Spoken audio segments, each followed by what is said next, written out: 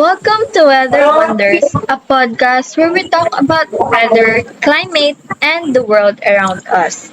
I am Raan Sofia Esguera.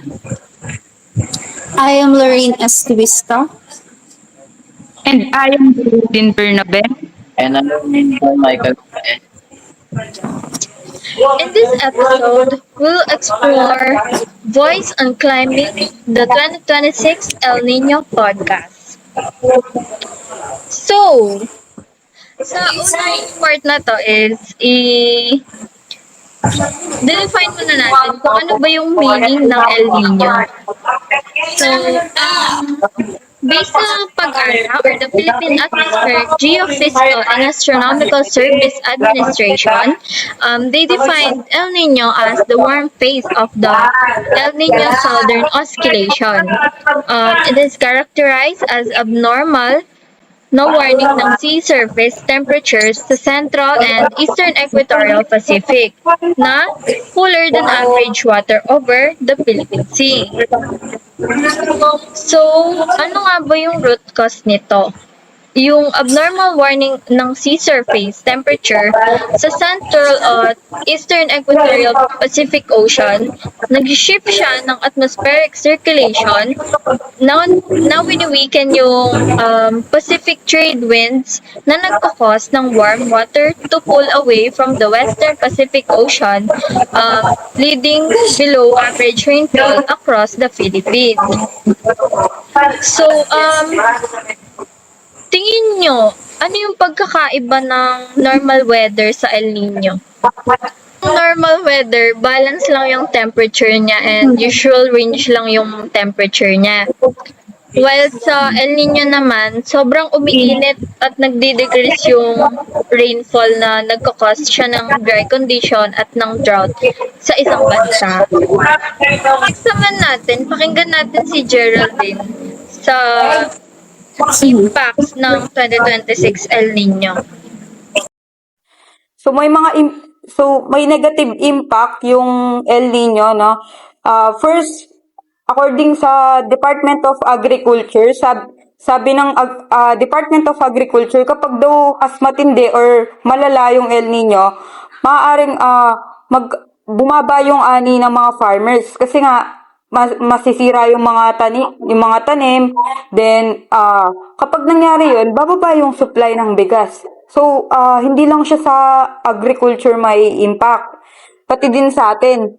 Then meron din siya sa health kasi dahil nga sa El Nino, hindi normal yung init na dinadala dito sa natin. Nagkakaroon siya ng pwede siyang mag-cause ng heat stroke or ma-dehydrate yung mga tao dahil sa sobrang init. Then, meron din siyang impact sa environment, hindi lang sa tao or sa agriculture. Meron din siya sa environment kasi nga sa sobrang init, pwedeng masira yung mga bahay ng mga hayop sa gubat or sa bundok. Matutuyo din yung mga puno. Then, mas lalong iinit kasi nga natutuyo sila. Then kapag naman kapag natuyo yung mga puno, yung mga may stress yung mga hayop.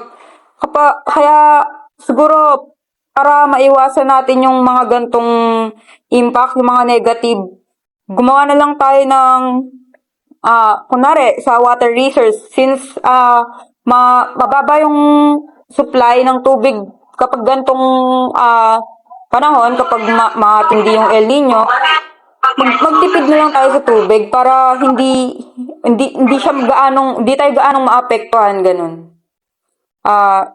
Si Lorraine, pakinggan naman natin.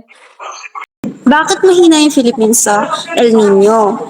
Kasi yung El Nino, yung Pilipinas, isa siyang tropical country and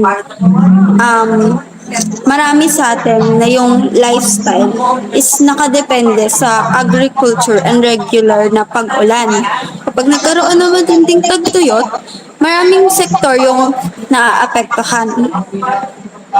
So, yung mga sektor na pinaka-affected talaga is yung agriculture kasi kailangan niya ng tubig ng mga pananim. Second, yung mga water supply, pwede rin, may possibility rin na maapektuhan yung mga fisheries and yung energy sector. So, yung local communities, pwede niyang matulungan na masolusyonan to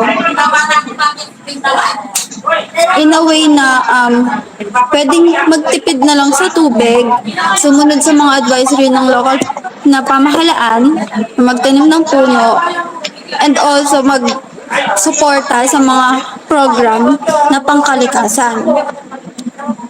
For example, may mga lugar sa Pilipinas na nakakaranas na ng matinding effect ng El Nino kung saan natuyo na yung mga sakahan and nagkaroon ng kakulangan sa tubig. Ipinapakita dito kung gaano kahalaga yung paghahanda. So, kailangan handa tayo pag Yes. dumating yung Super El Nino. Right? Mm-mm. Okay. So, for our conclusion, let's hear it from JM. Para sa conclusion nga, pinapaalala sa atin na para maganda tayo sa climate change na nagdadala ng hindi magandang dulot para sa atin. Dahil nga sa nasabi nyo rin kanina na nanunuyot ang pananim at nagdudulot ng kakulangan o shortage sa pagkain dito sa Pilipinas. Pero dahil sa science at paghahanda natin at pag-sustain ng action, pwede natin mabawasan yung aberya o masamang mangyari. Dahil sa panahon ngayon, napaka-importante na protektahan ng ating bansa para sa kinabukasan. Yun lang.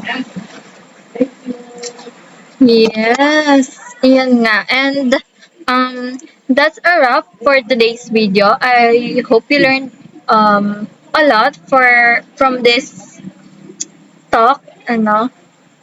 And thank you ulit. My name is Raan.